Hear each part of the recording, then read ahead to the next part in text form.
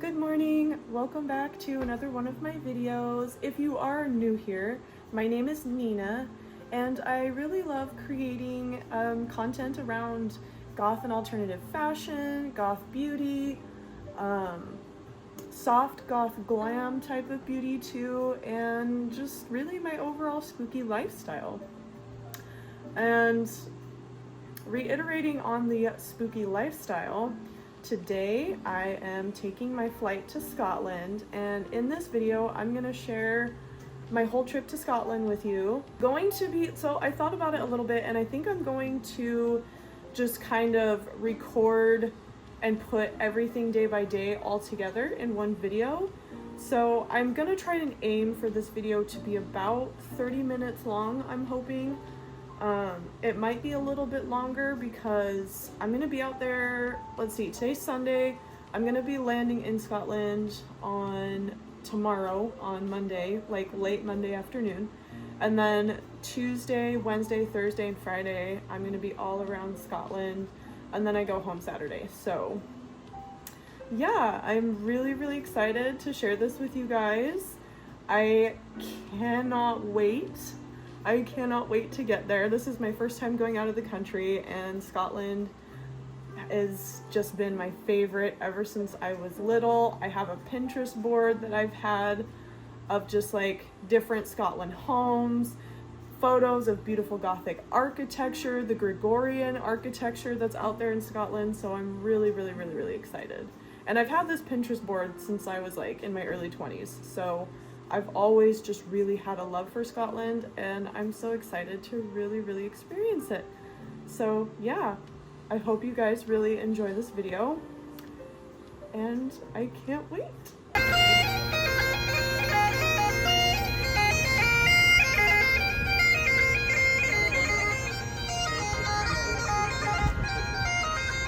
Okay, so day one of Scotland. It is Tuesday. What is it, 13th? 14th. Tuesday 14th. This is Scotland. And we're going to go get breakfast right now. And then after that, we're going to the Surgeons Hall.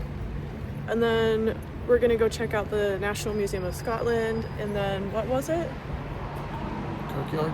Oh yeah, we're going to Greyfriars Kirkyard, Black Moon Botanica. And yeah, just a fun-filled day. Here is the National Museum of Scotland. They had a whole room dedicated to fashion. Yes, I did skip ahead from the Surgeons Hall, and that is because the Surgeons Hall, their museum, had rules against photos and videos because they have real human remains throughout their museum, so it's understandable that photos and videos were not allowed. So unfortunately, I was not able to show that to you guys. There was so much in the National Museum of Scotland, but one of my favorites was this room just dedicated to all kinds of fashion throughout the years of Edinburgh, Scotland. We then began to make our way toward Greyfriars Cemetery, one of the most haunted cemeteries in not just all of Scotland, but it's even made its way onto the list of being one of the most haunted places on Earth. This cemetery goes as far back as the 1560s, and in the 17th century, Presbyterians were imprisoned for refusing the king's control over their church. Sir George Mackenzie, the lawyer who oversaw the brutal persecution of these people, is now buried today in what is known as the Black Mausoleum here in the cemetery, and he's now called today the Mackenzie Poltergeist. The story goes, a homeless man reportedly broke into the Black Mausoleum, disturbing a few of the coffins, and it was after this that a lot of the hauntings began to start in this cemetery in the late 1990s. Next, onto one of my now new favorite places.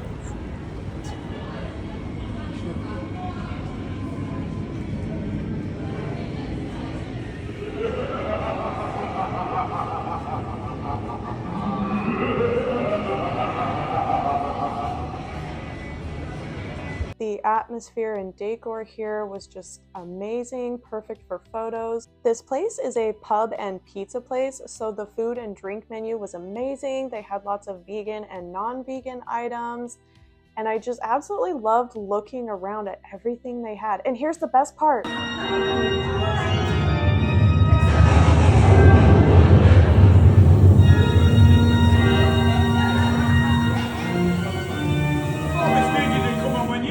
around.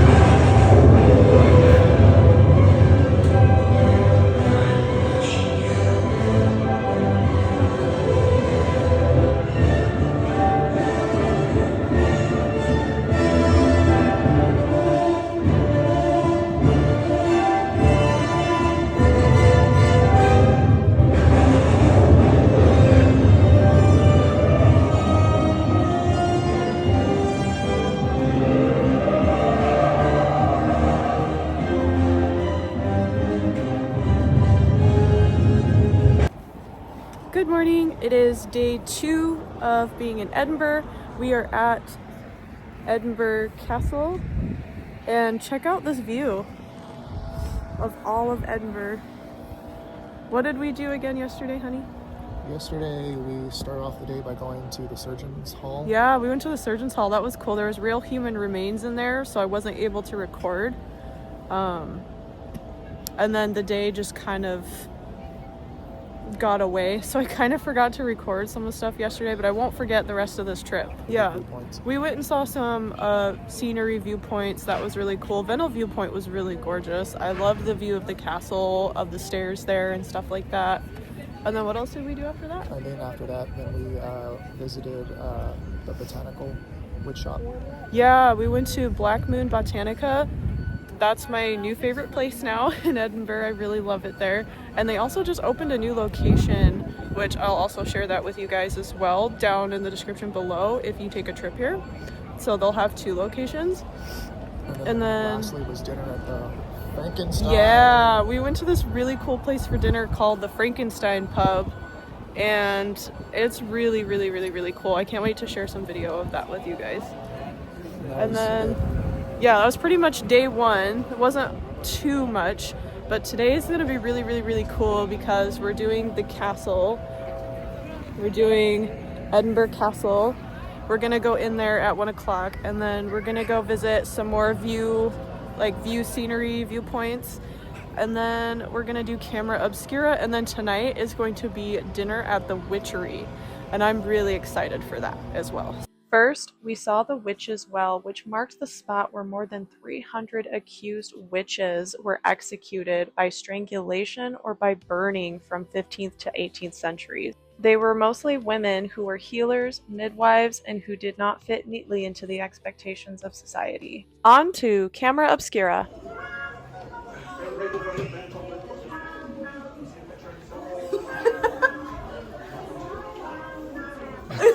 This place was so much fun. I really loved the little spooky additions that they threw in here since we came in the middle of October. This place has a lot of different illusions and tricks of light, different holograms. They also have like perspective kind of type of puzzles and also interactive exhibits that basically turn physics into play. So you actually learn a lot about physics and like tricks of light and how they achieve different angles of light with geometry.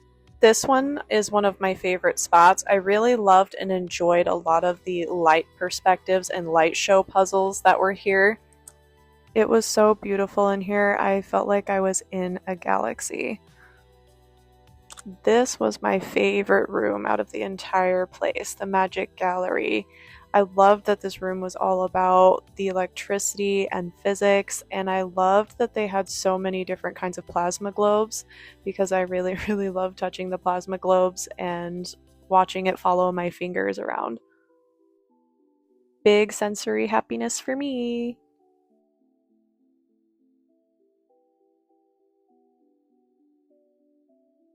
Apart from all the optics and illusions that every room had, the main attraction of camera obscura was the original Victorian camera that is kept in a darkened chamber where mirrors and lenses project a live real-time image of the city of Edinburgh down onto a circular table in the room. It's really, really, really cool.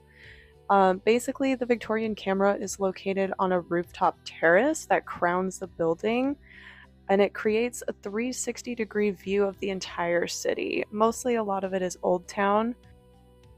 To pass the time, to wait for our entrance time at the Edinburgh Castle, we decided to walk around and look at a few scenery places. And here we came to New College. This place was gorgeous. It looks like a church, but it houses the School of Divinity, which focuses on theology, religious studies, and philosophy.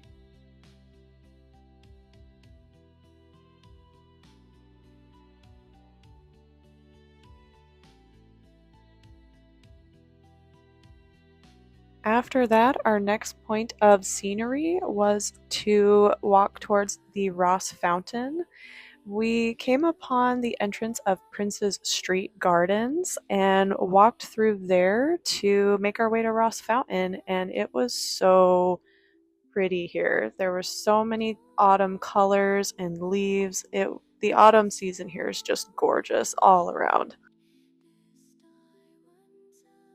This view of Ross Fountain has been one of the most gorgeous views I have ever seen in my entire life in all of Scotland. I feel the video here is not doing it justice. Okay, so it's almost about halfway through the day, and we are at Ross Fountain right now, right over there. You guys probably saw it right before this part, and isn't it gorgeous? I love it. We are going to the castle today, but that was supposed to be the first thing that we were supposed to do. But when we got there, they said that it was all booked and the only one available is 1 p.m. So we booked tickets for 1 p.m. to go inside the castle. So we just switched that with, we did Camera Obscura today, which you guys have saw that before this as well. That one was really fun. There was so many cool stuff in there. What was your favorite part about Camera Obscura? All the fun little activities that you could play around with. Yeah. It changes the imagery. There's a lot of kids there, so we had to be, patient and wait for those little tykes to do what they wanted to do. But it's definitely interactive, so it's like super interactive. The electric room was my favorite. 6 floors. Yeah, six floors. I mean 7 if you want to count the ground, but really only 6 interactive floors. At the very top, you get a 360 view of all of Edinburgh. Yeah. It's really, really, really, really cool. And the Camera Obscura was created by a woman, in fact, and I thought that was really, really cool. Woman in the 1850, 1850, I think it was. They called her a witch I don't know how many times because she was intelligent and had money, and the patriarchy's like that. We don't like that. But we like that.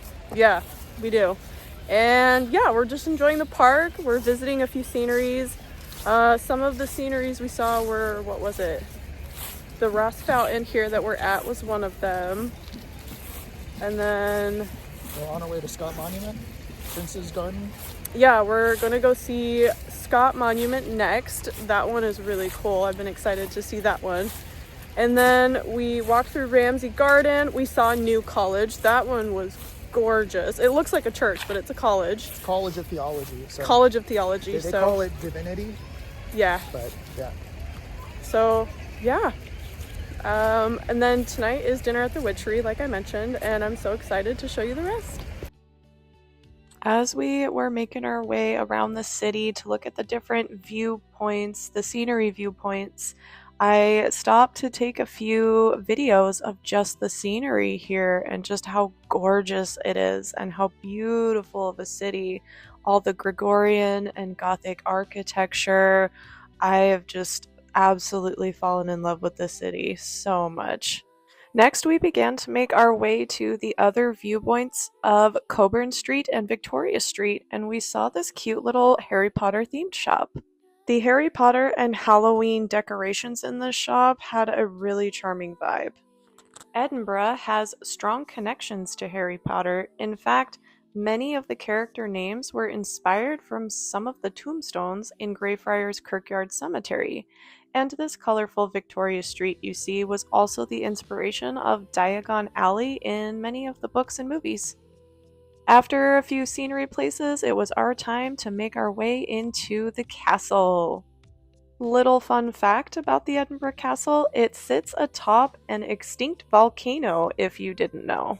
It has been said that this castle has some haunting stories of its own. One legend tells of a mysterious drummer who begins to appear without a head, usually moments before danger or upheaval, and visitors and staff report hearing distant drum beats echoing through the courtyards of the castle where there's no musicians or instruments present.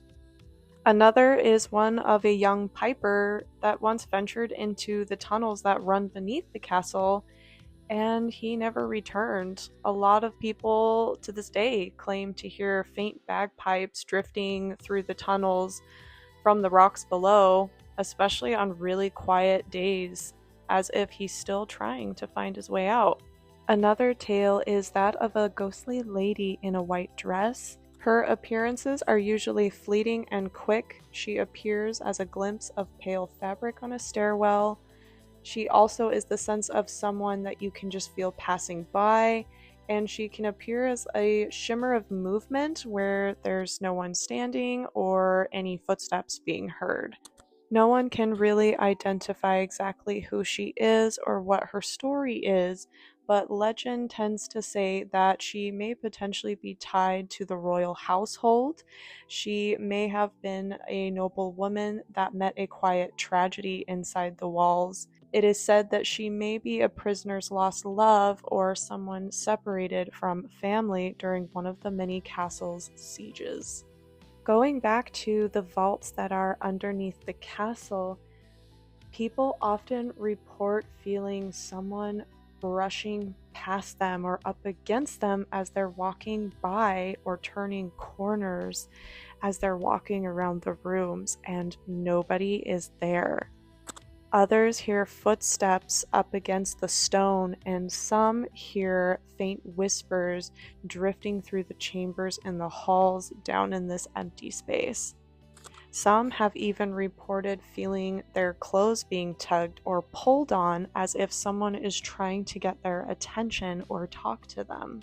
In fact, a scientific investigation was carried out here in these dungeons in the year 2001 by Dr. Richard Wiseman, and he had about 240 volunteers investigating these dungeons of the castle, and almost every single one of them reported seeing shadow figures, sensations of being touched, as well as their clothes being pulled on.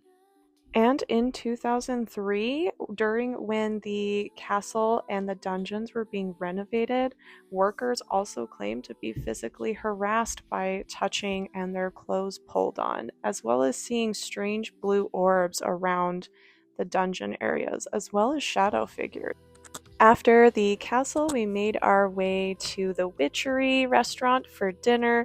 This place was really, really beautiful and very, very fancy too. I love that they decorated their entryway full of pumpkins and different gourds. This beautiful place is not just a restaurant, but it is also a luxury 5-star hotel right in front of the Edinburgh Castle.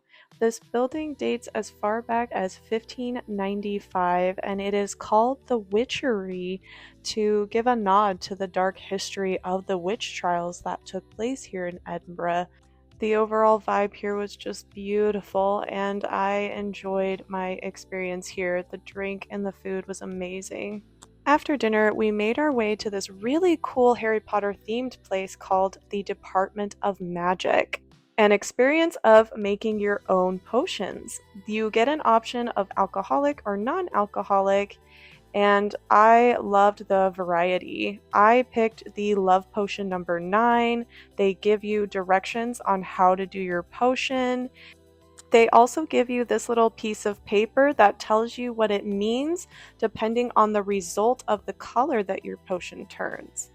Here is what mine looked like when they brought it out. Here is what my partner chose. They got the divination brew.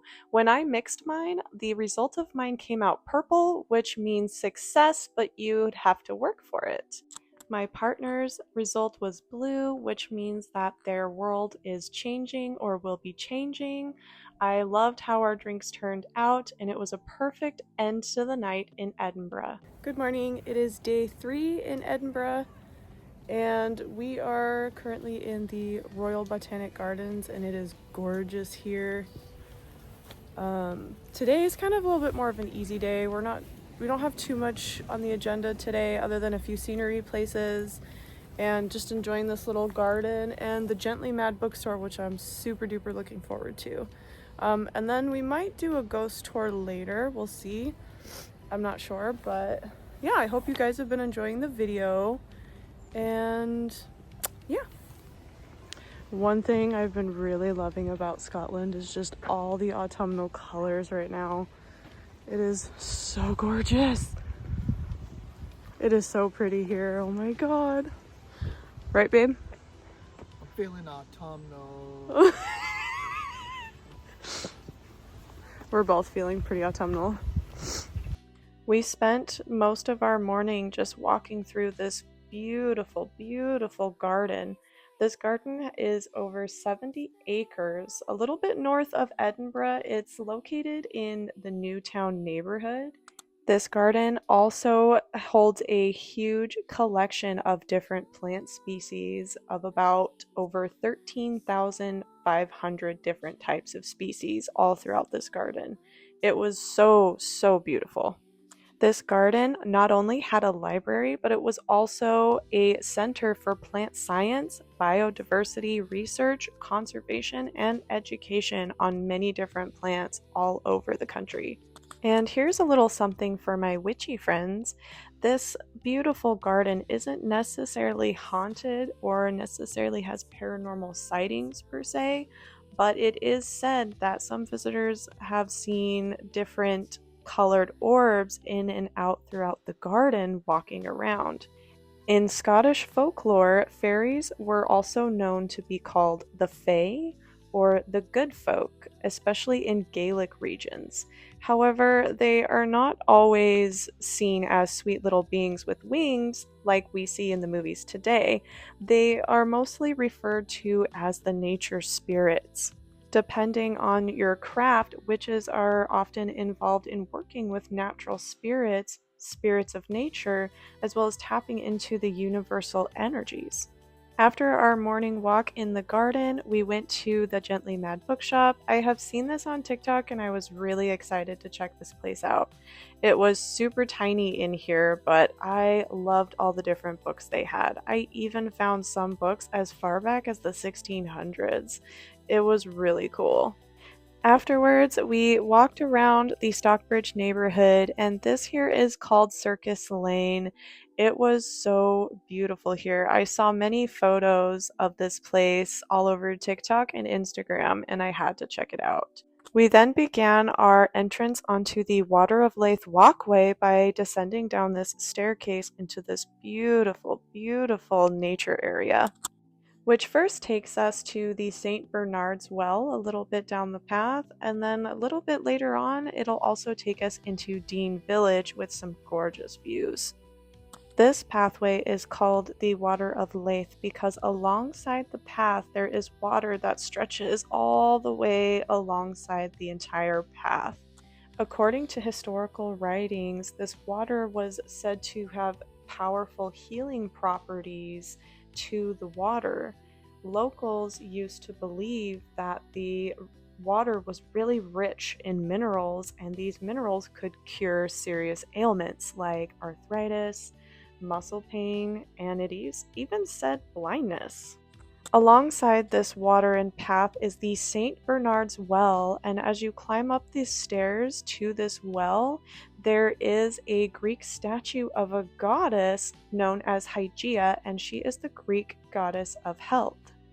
In connection to the healing waters that we were just talking about, springs and wells that were dedicated to the goddess Hygeia were considered really sacred sources of healing. So it was considered that drinking or bathing in the water was thought to be curing illnesses or to purify your body.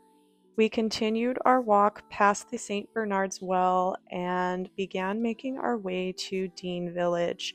I really, really, really wish I could go back in time so I could walk this again, but maybe someday I can come back. As I made my way into Dean Village, I really, really felt like I had stepped out of planet Earth and into a storybook. Dean Village, the origins of it, dates all the way back to the 12th century, which was originally a flour milling settlement, so the name Dene or Dean meant deep valley. The river nearby powered several mills in the area, which was very important to the village's economy back in that time. One of my favorites in Dean Village was the beautiful architecture, as throughout the whole city, but also just the amazing views that Dean Village has. If you follow me on Instagram or my TikTok, you have probably already seen this scenic view before, but it was so beautiful I had to share it again. We continued our walk through the rest of Dean Village and came upon this really old cemetery known as Dean Cemetery, I think it was. We didn't stay here for long. I was starting to feel pretty famished halfway through the day and was ready for some food, so we headed out, and afterwards we continued finishing our walk through Water of Leith path, and we got some pretty gorgeous views. We reached the end walking through the Water of Leith walkway, and we continued to walk through the rest of Stockbridge. Overall, a beautiful, low-key day. Good morning. It is, what day is it? Friday. Day 4? Day 4. Day 4. All I know is it's the last day in Edinburgh, and I'm really trying not to be sad right now. We are in the neighborhood Leith. We just had breakfast, and then we're gonna head to a bookshop that we saw on the tram. And right now we are walking into a park. Do you know the name of the park? No. Oh, I just okay. saw it on the map. I don't know the name of the park either, but it's really pretty here. We're the neighborhood Leith. It looks like there's a lot of really beautiful Gregorian building architecture as well, so it looks really, really pretty, and I really, really, really like it. We have some scenery spots to see later today, and then later on, around dinner time, we're gonna go to the Alchemist for dinner. I'm really excited for that. And then, let's see, my brain is blinking. Oh, and then we're going to the Banshee Labyrinth. That place is supposed to be extremely haunted, and so I've been looking forward to that one the whole trip. I can't even talk normal. So we walked through this little park and made our way a little bit around the town before we made our way into this cute little bookshop. I loved their little Halloween decor that they had. And when we walked in, they had horror and Halloween themed books right there at the front. So you bet that I took some time at this spot. They also had this really cool selection of horror books in their bookshop. After the bookshop, we walked around the city of Leith and came across the author of Sherlock Holmes, Sir Arthur Conan Doyle, which was really, really cool. After our walk around the city of Leith, we began to make our way back to the tram, where we could head back towards the city center to check out more of the scenery places that we had in mind for the day. We had to do a bit of a climbing up a bunch of stairs to get to our next destination, known as Calton Hill. Calton Hill is very spooky, and in fact, it has a couple of paranormal stories of its own. One of these stories reports that the old Calton jail, which is now known as the St. Andrew's House, is deeply haunted. Not only staff, but people have reported hearing ghostly sobbing just echoing throughout the old prison foundations, and even a young woman's voice whispering to them, "Please, help me, I don't want to die," coming from just random areas corresponding through the old cells of the jail. And then witnesses and visitors have also described hearing distant crying and shuffling of what sounds like children, even when no one is present. Calton Hill is also a place of honor with its iconic monuments and dramatic structures. Its monuments are part of what earned Edinburgh the nickname Athens of the North. After spending our time at Calton Hill, we began to make our way back down the hill to head to the old cemetery of Calton Hill. This place was absolutely beautiful. The tombstones were really, really, really old, and it was just so unique to look at. Tombstones here have really amazing art of skulls, crossbones, and even death's head moths. Okay, so Garrett and I are at the old Calton Hill Cemetery, and this place is so old and so gorgeous. I'm just in awe. Like, this is what it all looks like. It is so pretty. I absolutely love it.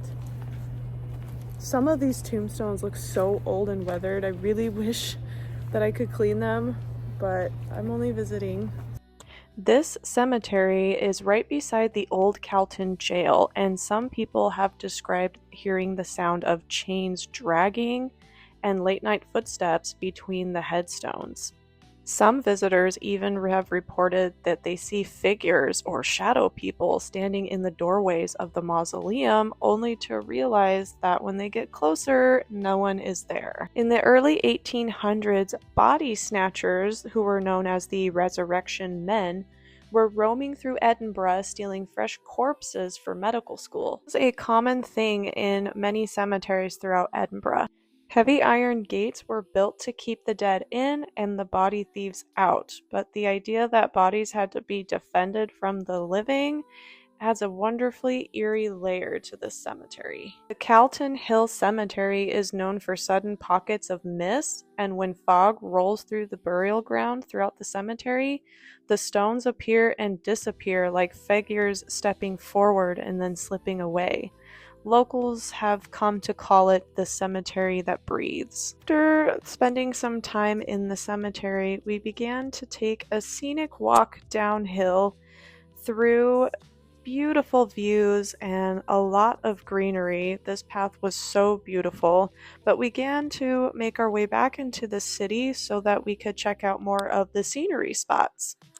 This one is Bakehouse Close, and if you have seen the new movie Frankenstein recently, this might look familiar to you. This is actually one of the spots where one of the beginning scenes was filmed, where Victor was walking to his home after giving his presentation of life after death. Next is a place very meaningful to me, and that is the Museum of Magic, Fortune-Telling, and Witchcraft. I was really looking forward to going inside this place, and once we got inside, we purchased tickets to go inside their exhibit that they had. Made it inside the exhibit. It was really small, but there was some really cool stuff in there and some amazing information about the Scottish witch trials over the years. Aleister Crowley, who was known as the Great Beast, was a British occultist and ceremonial magician who performed mystical rituals to communicate with spiritual forces, explore hidden realms, and push the boundaries of traditional magic, leaving a lasting influence on modern witchcraft today.